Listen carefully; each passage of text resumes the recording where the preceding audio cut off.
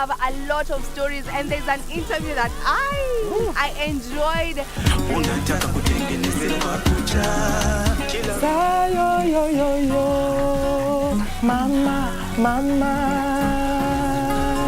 East African pop star Nadia Mukami released her sophomore EP, Bundle of Joy, over the week, exclusively on one of Africa's leading streaming services. We need to shift from the narrative that Kenyans don't read, because you can see so many bookstores, there are so many upcoming bookstores. Just continue to invest in their craft, continue to write, continue to read.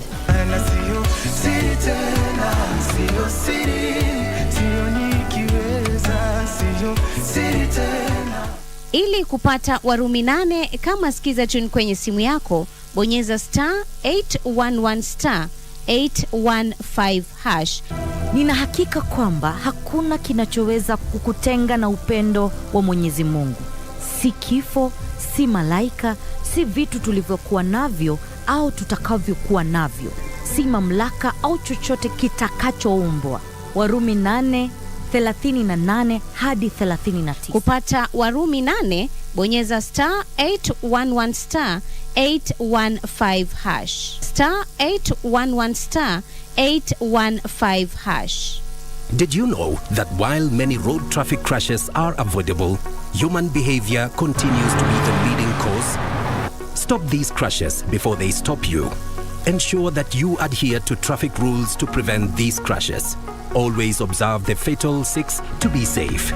When driving, please ensure that your speed is within the stipulated limits, the road ahead is clear before overtaking, stick to your lane, keep left unless carefully overtaking. Ensure that you are well rested before driving on long distance, and never drink and drive. Usalama barabarani starts with you. Fika salama. This message is brought to you by NTSA and the European Union.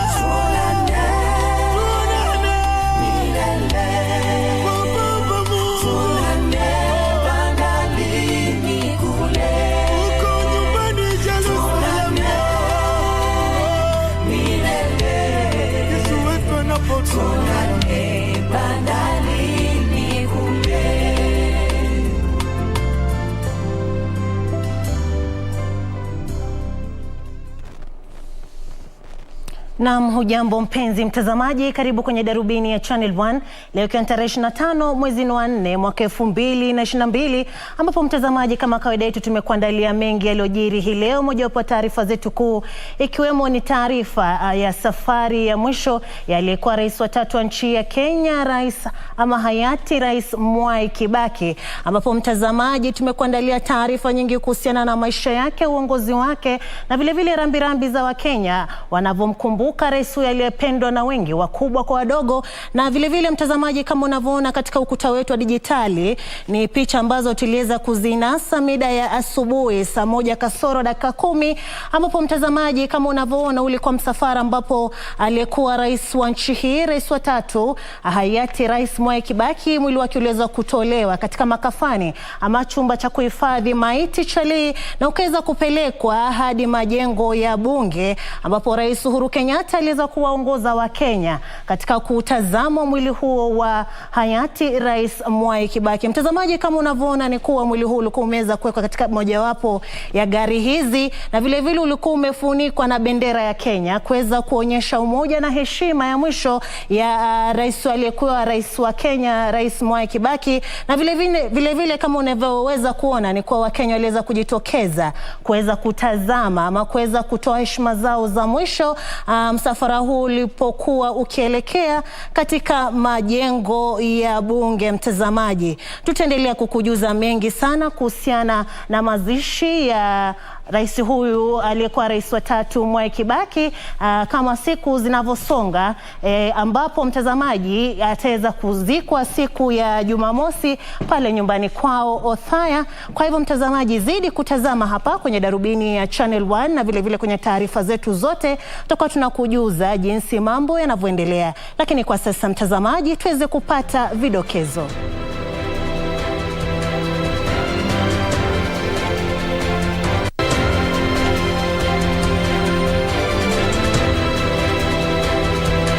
Rais Kenyatta aongoza taifa kutoa heshima za mwisho kwa hayati rais mstaafu Mwai Kibaki, huku Wakenya wa tabaka mbalimbali wakipanga foleni kutazama mwili wake.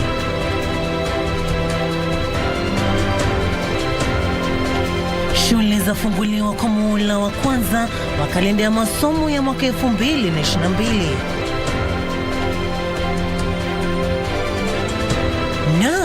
Harakati ya kuanzisha shughuli za vituo vya jopo na kusikiza mizozo ya vyama vya kisiasa katika kaunti 7 zazinduliwa.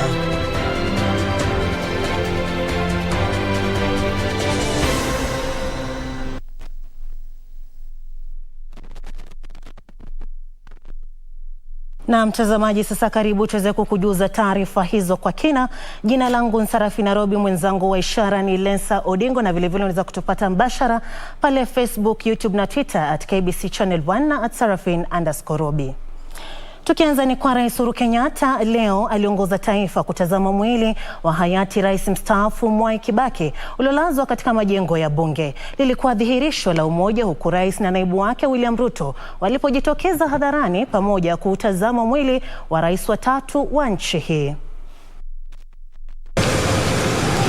Msafara wa rais uliwasili katika majengo ya bunge mwendo wa saa 4 asubuhi. Rais alilakiwa na naibu wa rais William Ruto katika dhihirisho la umoja, huku tofauti za kisiasa zikiwekwa kando pamoja na maspika wa mabunge yote mawili. Baadaye Wakenya waliruhusiwa kutazama mwili huo, huku milolongo mirefu iliyoenea kutoka majengo ya bunge hadi jumba la City Hall umbali wa takriban mita 800. Hani nakuambia nilishikwa na usuni vile nilisikia president akitangaza. Ni rais mwenye nilipenda sana. So kwa hivyo nasafiri kutoka Kakamega kule Shinyalu kwa vijiji kule.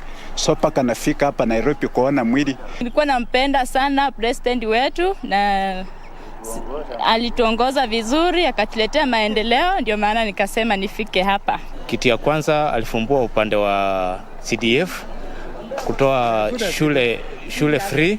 Hakika hii nchi inaelekea kutimiza ile vision ambayo mzee alituachia, yale maono. Kwa mfano mabarabara yenye tunaona, bypass, expressways, hizi zenye zimejengwa. Viongozi walimwomboleza hayati rais huyo mstaafu kuwa kiongozi aliyebadili uchumi wa nchi hii, huku wengi wakiwahimiza wawaniaji wa nyadhifa mbalimbali za uongozi kwenye uchaguzi mkuu wa mwezi Agosti kumwiga hayati rais huyo mstaafu. All the leaders who aspire to be in various positions, whether they are member of parliament, especially governors, and those who aspire for presidential positions, we expect and we want to encourage them to put economy central to the country so that we are able to move to the next level. The bottom line is to grow our economy, make sure that we mechanize our agriculture, like what Mzee started, make sure that we have more industries so that we can do value addition for our products, and make sure that our people work. When he got to the reins of power, he was able to give us many universities, privatized even education by making it possible to have private universities. and even opened up opportunities in our public universities. Yeye binafsi kama kiongozi alikuwa amechukia ufisadi na alifanya lolote liwe kwamba wakati hata cabinet ilihusishwa na ufisadi na tukapata serikali iko na madai ya ufisadi wakati alikuwa rais, aliweza kuwafuta kazi mawaziri. Timothy Kipnosum, Darubini. Na mtazamaji, tukisalia kwenye taarifa hizo ni kuwa msafara uliobeba mwili wa aliyekuwa rais uliondoka kwenye chumba cha kuhifadhi maiti Chele saa 1:10 na kuelekea kwenye majengo ya bunge kwenye shughuli iliyoambatana na mpangilio wa vikosi vya kijeshi vya Kenya. Jeneza lake lilifunikwa kwa bendera ya Kenya kuashiria heshima za mwisho.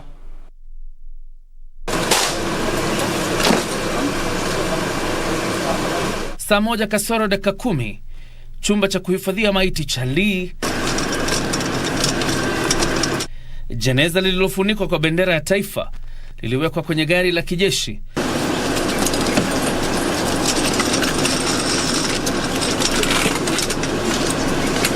na kuanza safari kuelekea kwenye majengo ya bunge kwenye shughuli ya kutazama mwili wa rais wa 3 wa taifa hili, Mwai Kibaki. Msafara huo ulipitia barabara ya Valley Road, kisha Kenyatta Avenue hadi Uhuru Highway, barabara ya Parliament Road na hatimaye majengo ya bunge saa 1:15. Wanajeshi wa Kenya waliinua jeneza hilo na kuubeba hadi ndani ya majengo ya bunge, huku bendi la kijeshi likicheza nyimbo za maombolezi. National salute! Peace and arms!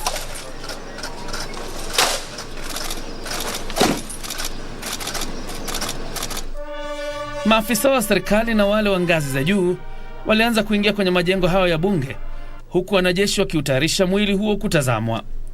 Dakika 10 kabla saa 4 asubuhi, naibu rais Dr. William Ruto anafika kwenye majengo ya bunge kumkaribisha Rais Uhuru Kenyatta, ambaye aliwasili dakika 12 baadaye kuongoza taifa hili kwenye shughuli ya kutoa heshima za mwisho kwa kiongozi huyo aliyetekeleza mengi, ikiwa ni pamoja na kuanzisha elimu ya shule ya msingi bila malipo. Mwili wa aliyekuwa rais hayati Mwai Kibaki uliwekelewa kwenye kitambaa cheupe kuashiria alivyohudumu kama rais. Askofu mkuu mstaafu wa kanisa Katoliki Cardinal John Jue aliongoza maombi mafupi kabla ya shughuli ya kutazama mwili kuanza. Holy Mary, Mother of God, pray for us sinners, now and at the hour of our death. Amen. Glory be to the Father, and the Son, and the Holy Spirit, as it was in the beginning. Rais Kenyatta na mama wa taifa Margaret Kenyatta waliongoza kwenye shughuli, wakifuatiwa na familia ya Kibaki, naibu rais William Ruto, makamanda wa kijeshi, spika wa mabunge yote mawili, viongozi wa walio wengi bungeni, mawaziri, maafisa wa ngazi za juu serikalini, wale wenye ushawishi mkubwa nchini, mabalozi na hatimaye wananchi. Shughuli hiyo ya kutazama mwili itaendelea hadi Jumanne na Jumatano, kabla ya ibada ya mazishi katika uwanja wa michezo wa Nyayo siku ya Ijumaa, na baadaye mazishi yake nyumbani kwake huko Othaya siku ya Jumamosi. John Jacob Kuria, Darubini. Na vile mtazamaji, wananchi wamepewa fursa ya kuandika jumbe zao za rambirambi kwa heshima ya aliyekuwa rais hayati Mwai Kibaki kuanzia Jumanne katika afisi za hazina ya ustawi wa maeneo bunge huko Othaya. Matayarisho ya mazishi yanaendelea nyumbani kwake katika eneo la Othaya, huku mazishi yakipangiwa kufanyika siku ya Jumamosi. Hali ya huzuni inaendelea kutanda katika eneo la Othaya, kaunti ya Nyeri, huku wanasiasa wa eneo hilo, viongozi wa kidini pamoja na wakazi wakiomboleza kifo cha aliyekuwa rais Mwai Kibaki. Gathe Muruga, ambaye alimhudumia Kibaki katika ikulu ya rais, amemkumbuka Kibaki kuwa mtu aliyezingatia maendeleo. Tena uhusiano wake na watu wale wengine ulikuwa wabere sana, kusimama na kuongea na mtu na roho safi, na tena mkarimu, ikiwa ni kukusaidia yoyote. La kwake tutamumisi tena, hata kwa golf club huko Nyeri Viongozi wengine wa kisiasa wakiongozwa na mbunge wa Gatundu Kusini Moses Kuria wamesema Kibaki alikuwa kiongozi aliyezingatia uchumi na kwamba alitilia maanani maendeleo ya taifa hili. High sense of what we call cause-effect relationship. He knew when I do this, this will happen. And that's why he was able to have very balanced development in this country. And as I said, he was a man of few words. He would then leave. And we used to love him. And he was a good man. Those years that he served in government, we have never had any allegations leveled towards him concerning corruption. So that is something that we should emulate as leaders. Othaya Teaching and Referral Hospital, or now that is what it is called now. It should be called Mwai Kibaki Othaya Teaching and Referral Hospital in honor of our departed sage. Wananchi watakuwa na fursa ya kuandika jumbe zao za risala za rambirambi katika afisi za hazina ya ustawi wa maeneo bunge huko Othaya kuanzia kesho. Matayarisho ya mazishi yatakayofanyika siku ya Jumamosi eneo la Othaya yanaendelea.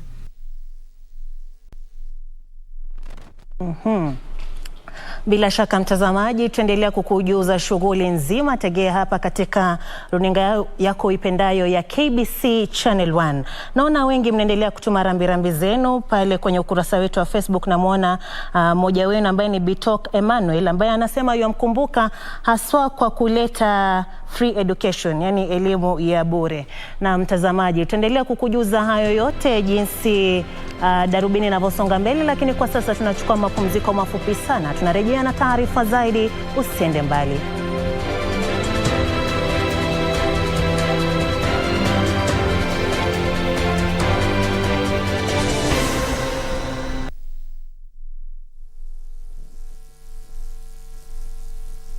Did you know that while many road traffic crashes are avoidable, human behavior continues to be the leading cause?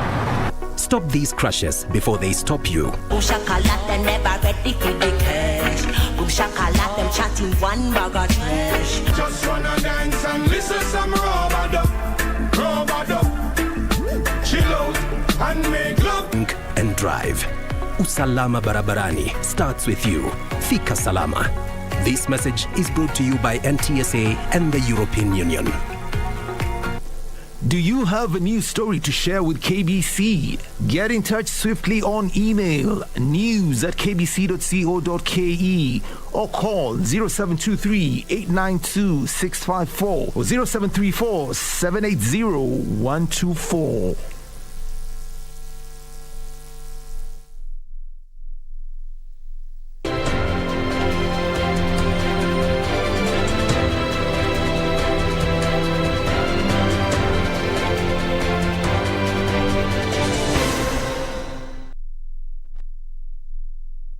Na mtazamaji, unaendelea kutazama Darubini ya Channel 1. Kumbuka pia unaweza kutupata mbashara pale Facebook, YouTube na Twitter @KBC Channel 1 na @Sarafina_Robi. Tukiendelea ni kwa shule zitafunguliwa wiki hii kote nchini kwa muhula wa kwanza kwenye kalenda ya masomo ya mwaka 2022 baada ya likizo ya wiki 7, licha ya mpango wa elimu bila malipo na ahadi ya serikali kwamba hakuna mwanafunzi atakayerejeshwa nyumbani kwa kukosa karo. Wazazi wamelalamikia bei ghali ya vifaa vya elimu. Ni msimu wa kurejelea masomo kwa mhula wa kwanza kwenye kalenda ya masomo ya mwaka 2022. Wazazi walifurika katika maduka ya vitabu na sare kuwanunulia wana wao vifaa vya shule. Lakini bei ya bidhaa hizo sasa inawatia wengi hofu. Sasa ni kama double because I've been buying here, all my vitabu zangu zote wananunua hapa. So ukikombea price inakuwa ni kama double the price. Compared with other wakati mwingine. Wengi ambao wanadai kuathirika na gharama ya juu ya maisha wanalalamikia bei ghali ya vitabu haswa vya grade 6 vya mtaala mpya wa CBC, wakisema ni ya kutamausha. Kujipanga kama mzazi. Kwa sababu mimi niko na twins, so you can imagine naweka times 2. So far nimefika karibu 25,000 na sijamaliza yote. Sasa niko na twins, nikinunua hii lazima ninunue hii. Na mara mingi watakange mzee wanataka zile mpya. Kwa Rose Kageha, mama ya watoto 4, amelazimika kutonunua baadhi ya sare kutokana na bei ghali. Nimeuliza na nikarudisha sababu iko juu sana. Maisha ya wananchi imeenda juu na pesa sikuwa nayo ya kutosha. Wananiambia ni 28.75 na mimi niko na 25. Kageha sasa anatoa wito kwa serikali kupunguza gharama ya juu ya maisha. Kishaenda kulipa fees, hata kama wanasema school fees ni free, si free. Kuna pesa ile inatakana ulipe ya chakula huko kwa shule na vitu zingine. So hata cha kukula uwezi kuwa nayo. Serikali ituangalie sisi watu wa chini. Katika kaunti ya Mombasa, baadhi ya wazazi walio na watoto wa grade 6 wanalalamikia ukosefu wa vitabu vya grade hiyo. Changamoto iko kwa sababu vitabu havijaregelewa. Unakuta vile vitabu vilitumika last time, hata ukiwa unatafuta zile ambazo zimetumika huwezi kupata. Na ziko ghali, vitabu viko juu. Kutokana na kuathirika kwa uchumi wa taifa uliosababishwa na janga la corona, wafanyabiashara na wahudumu wa matatu wanasema hamna la kufurahia ikilinganishwa na kipindi sawia miaka ya awali. Tungeuza tukafungia watu nje, lakini kumekuwa tofauti sana. Straining ni nyingi sana kwa biashara. Gari tunanunua 7,000. Saa hii ni 9,000. Kila kitu kila siku mchana kitu ni kupanda. Sasa naona hapo lazima magari pande kesho kwa ajili mafuta iko bei ghali, miguu iko bei ghali. Sasa hapo serikali tuangalilie, tuanguzie miguu ya magari na mafuta. Kutoka hapa kwenda Embu tunakunywa mafuta ya 1,000. Sasa hivi tunakunywa 17. Kwenda kurudi ni 34. Hebu fanya hiyo hesabu uone. Kutoka katika maduka ya vitabu na yale ya sare na hata sekta ya uchukuzi ni pilka, huku wazazi wakijiandaa kuhakikisha kwamba masomo ya mhula wa kwanza katika mwaka 2022 yanaanza katika njia iliyo shwari. Nikiripotia Darubini, mimi ni Zainab Said. Naam, shukran sana Zainab kwa taslifu hiyo. Kwingineko mtazamaji, ni kwa Jaji Mkuu Martha Koome amezindua harakati ya kuanzisha shughuli za vituo vya jopo la kusikiza mizozo ya vyama vya kisiasa katika kaunti 7. Jaji Mkuu amesema idara ya mahakama itazingatia matumizi ya teknolojia kutoa huduma bora kutoka jopo hilo kwa kuwasilisha faili kupitia mtandao.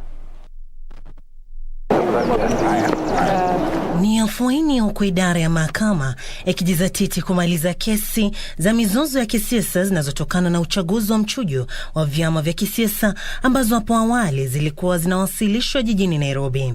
Hii ni baada ya Jaji Mkuu Martha Koome kuzindua harakati ya kuanzisha operesheni za vituo vya jopo la kusikiza mizozo ya vyama vya kisiasa katika kaunti 7 zikiwa ni pamoja na Nairobi, Meru, Mombasa, Kisumu, Kakamega, Nyeri na Eldoret.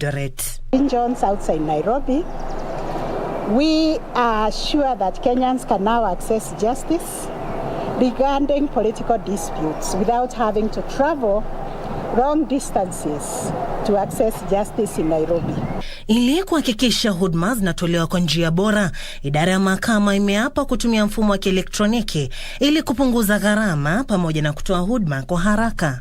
That we have activated an e-filing system for the PPDT. This means that we expect those who will be filing cases before the tribunal to use the online filing system. Kuambatana na wasimamizi wa mahakama katika vituo hivyo 7 vilivyobainishwa, maafisa wa teknolojia ya habari na mawasiliano watasaidia kutoa mwongozo wa jinsi ya kuwasilisha faili kwa njia ya mtandao ama jinsi ya kuwasilisha kesi za mizozo ya kisiasa.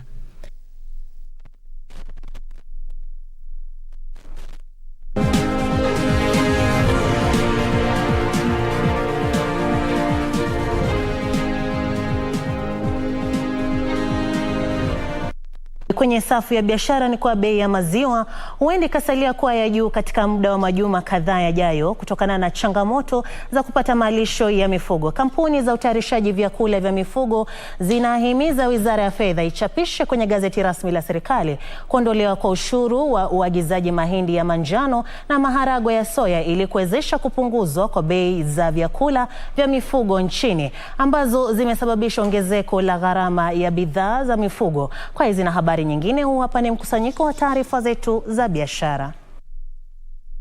Paketi ya nusu lita ya maziwa imeongezeka kutoka shilingi 50 mwezi mmoja uliopita hadi baina ya shilingi 60 na 70. Kadhalika bidhaa za maziwa zimekuwa adimu katika baadhi ya sehemu humo nchini. Kampuni za utayarishaji vyakula vya mifugo zinaamini kuwa uhaba huo utaendelea na wateja wataendelea kununua bidhaa za maziwa kwa bei ya juu katika muda wa majuma kadhaa yajayo kutokana na changamoto za kupata malisho ya mifugo licha ya mvua kunyesha. Farmers are not able to feed their cows on these feed supplements because feed supplements are what are used to feed the cows to increase milk production. But not because the cost of feed is high, many farmers are no longer feeding their cows. Wakati huo kampuni ya utayarishaji rangi ya Royal Paints imemteua msanii maarufu Jimo Ulemse kuwa balozi wake wa kutangaza bidhaa zake. Afisa mkuu mtendaji wa kampuni ya Royal Paints Ketan Gudka amesema kuwa bidhaa zao zinahifadhi mazingira, hali ambayo imewafanya kubainisha ufafu wao kwa wateja na ubunifu wao. Kampuni hiyo hutayarisha lita 100,000 za rangi kwa mwezi na imewaajiri zaidi ya watu 100. Na hatimaye kuku, pizza na baga ndivyo vyakula vitatu ambavyo huagiza zaidi kwa njia ya mtandao humo nchini. Akiongea wakati wa kutoa saini kwa mkataba maalum baina ya kampuni ya Jumia Food na ile ya Domino's Pizza, afisa mkuu mtendaji wa kampuni ya Jumia Kenya Betty Mwangi alisema kuwa Wakenya wamekuwa wabunifu zaidi na kupunguza utamaduni katika jinsi wanavyotafuta milo yao ya kila siku. I see growth in online and in e-commerce. I see a huge growth coming there. Not sure that it will ever completely eradicate that little supermarket trip, but definitely becoming more and more prevalent and more customers coming on board. Kampuni ya Jumia Food ilisema itakuwa ikiwasilisha vyakula vinavyoagizwa katika muda wa dakika 25.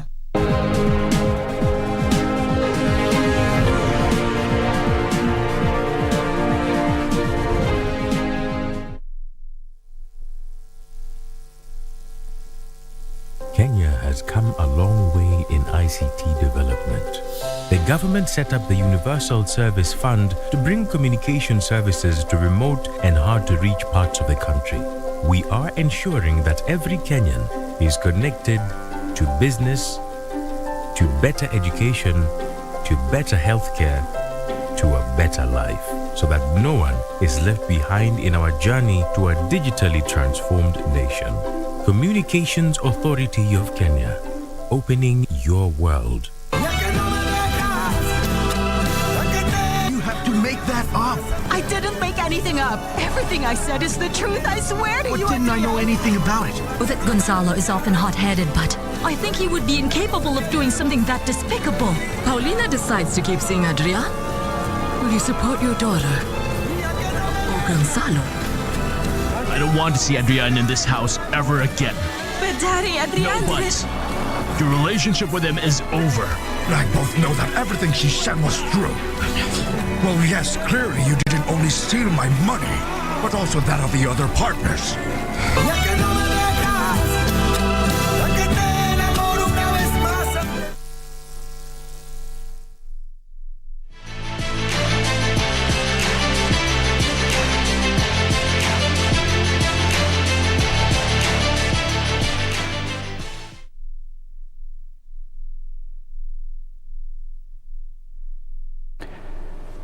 Kitambulisho hicho kinaashiria kwamba si mchezo kukosa michezo kwenye Darubini. Hivyo basi tucheze sote michezoni. Mimi naitwa Timothy Kipnusu. Nangoananga taarifa kwamba shirikisho la mchezo wa tenisi humu nchini liliandaa hafla ya kuchangisha pesa za kumsaidia mchezaji chipukizi Angela Okutoi katika klabu cha Karen. Hafla hiyo ilinuia kumsaidia Okutoi kupata fedha za kuendeleza taaluma yake ya tenisi ya kulipwa. Angela ambaye aliweka historia kufuatia mafanikio yake ya hivi majuzi katika mashindano ya Australian Open mwezi Januari, baada ya kuwa mwanamke wa kwanza kutoka humu nchini kushinda mechi ya Grand Slam kwa chipukizi, ananuia kuandikisha historia nyingine ya kushiriki kwenye mashindano ya French Open na Wimbledon. From the first Australian Open, I just went there to enjoy and I reached the 3rd round. But this time for the remaining Grand Slams, I have a goal and I really want to win one of them if possible. So I'm not waiting for each history to be made so that I can make a goal for myself. No, I have a goal already and my goal is to win a Grand Slam. Angela ametumia mashindano ya bara Afrika nchini Morocco na Misri hivi majuzi kujiandaa kwa mashindano ya kimataifa. Aidha, atahudhuria kambi ya mazoezi nchini Italia kwa majuma mawili iliyofadhiliwa na shirikisho la kimataifa la mchezo huo ili kujinoa makali kabla ya michuano ya French Open. Angela is going for a training camp. Luckily, International Tennis Federation came in handy to put her in a team. There's a team called the Grand Slam team. Okutoi vile vile atahudhuria kambi ya juma moja ili kufanya mazoezi katika uwanja wa nyasi ambao hutumiwa kwenye mashindano ya Wimbledon. Angela pia anatarajiwa kushiriki mashindano ya US Open mwezi Septemba mwaka huu.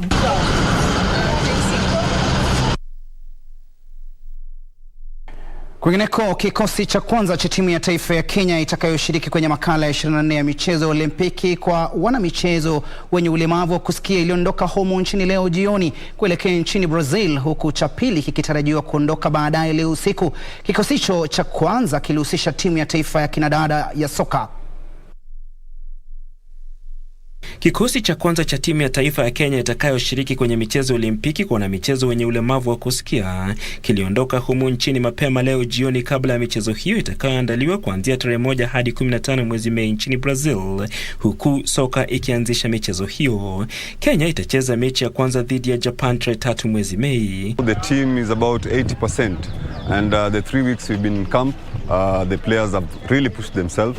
And I believe the preparation, the government has really supported us. The players of whom we remained with, I think they are good. And I believe by the time we start our first match, that's when the exams will start. Timu hiyo itacheza mechi ya pili dhidi ya wenyeji Brazil siku moja baadaye, kisha ichuane na Poland na Marekani tarehe 7 na 9 mtawalia. We'll be there for some days, maybe a week before we start our matches, so I feel we will adapt to the weather. Timu hiyo ya kinadada chini ya mkufunzi Ben Bella inashiriki kwenye michezo hiyo kwa mara ya kwanza. Kwa sababu michuano hiyo itachezwa kwa njia ya ligi, Kenya inahitaji kushinda mechi 2 pekee kujihakikishia nishani. Timu za riadha wanaume na kinadada, kikapu wanaume na kinadada, mikono wanaume na kinadada na gofu wanaume ndizo timu zingine kwenye kikosi cha Kenya na zitaondoka humu nchini baadaye juma hili. Bila shaka takia kila laheri kikosi hicho kitakapokuwa kinawakilisha Kenya nchini Brazil. Kwingineko ni kwamba maandalizi yote yamekamilika kabla ya makala ya mwaka huu ya mashindano ya kitaifa ya riadha ya majaribio yatakayoanza kesho katika uwanja wa Kasarani. Wanariadha, makocha na mashirikisho mbalimbali wamekamilisha matayarisho yao kabla ya mashindano hayo ya kitaifa. Miongoni mwa wanariadha maarufu wanaotarajiwa kushiriki ni Ferdinand Omanyala anayeshikilia rekodi ya bara Afrika mbio za mita 100 na bingwa wa dunia wa mbio za mita 1500 Faith Kipyegon. Mashindano hayo ya siku 3 yatashuhudia wanariadha wakipambana kuwania nafasi zilizotengwa za kuwakilisha Kenya kwenye mashindano ya riadha ya bara Afrika na michezo ya Jumuiya ya Madola.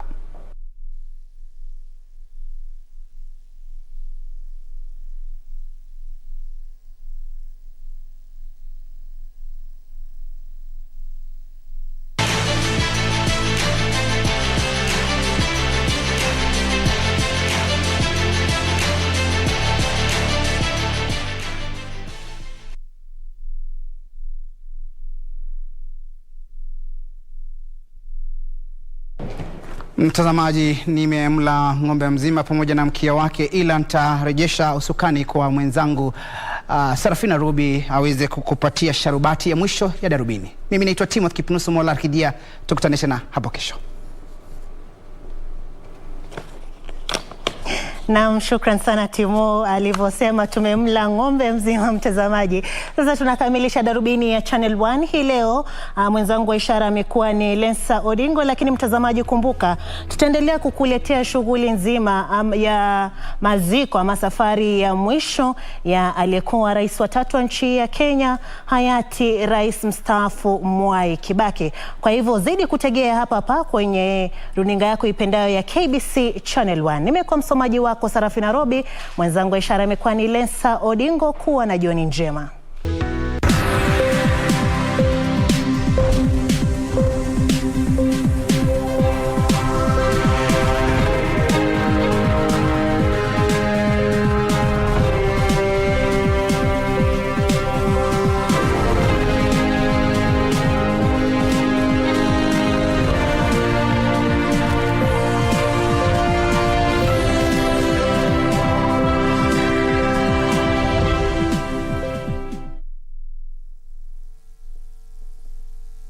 the government set up the Universal Service Fund to bring communication services to remote and hard-to-reach parts of the country.